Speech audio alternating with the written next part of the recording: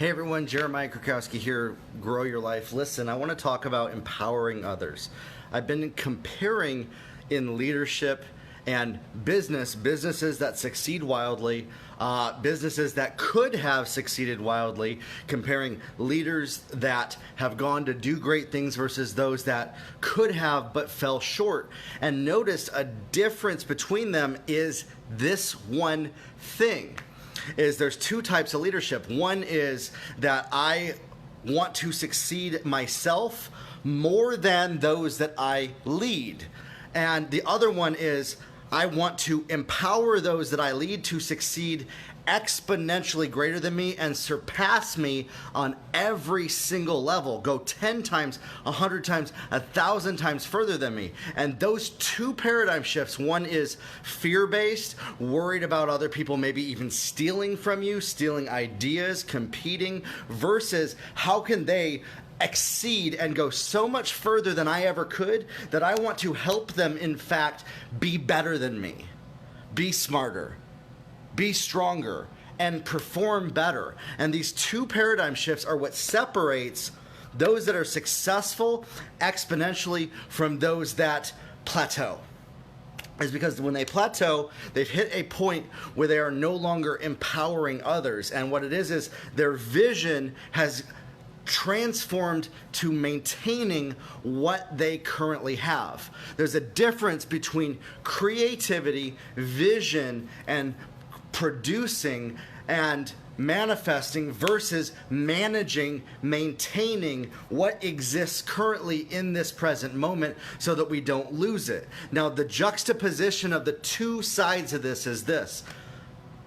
If you're building something, you need to maintain what you have, but you need to put systems and structures in place for ideation, vision creation to go further. A lot of times what I see is people in the beginning, they grow and then they plateau because they are still in the maintenance zone instead of empowering others to do the very thing that got them here so that they can take that further in maintenance and then they move on to the ideation and keep going further. And yet, whatever reason it is, either people feel like they're competing with other people, they're afraid of not looking smart, they're afraid of people using them, abusing them, whatever it is, they disempower others, or they strategically set up their situation so that other people cannot succeed greater than them.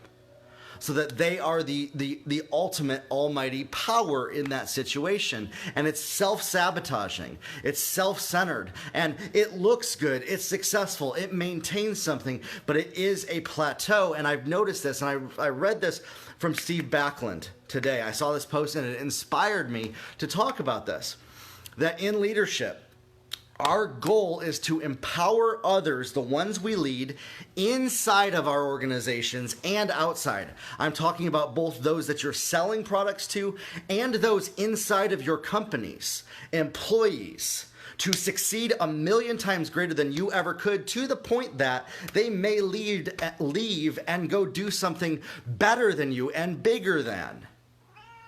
And yet fear creates an environment that prevents that from ever happening and creates plateaus because the leader exists within a fear-based structure of worrying about what could happen if I empower my people to go further than me.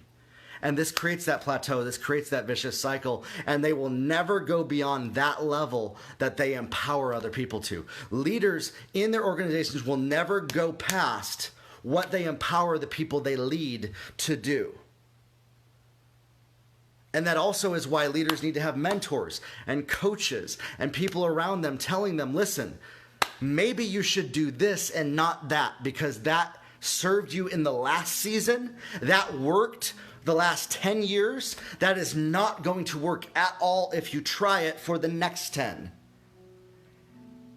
And being able to listen and humble themselves. And I've noticed this with the leaders that I consult, that I work with, that when they can take advice, maybe even from a lower level person in their organization for an idea, and there's not this hierarchy of ideas, but rather a culture of honor, which Danny Silk talks about, which is this: you have something that I need and I have something that you need. How can we work together to go 100,000 times further than we ever could on our own?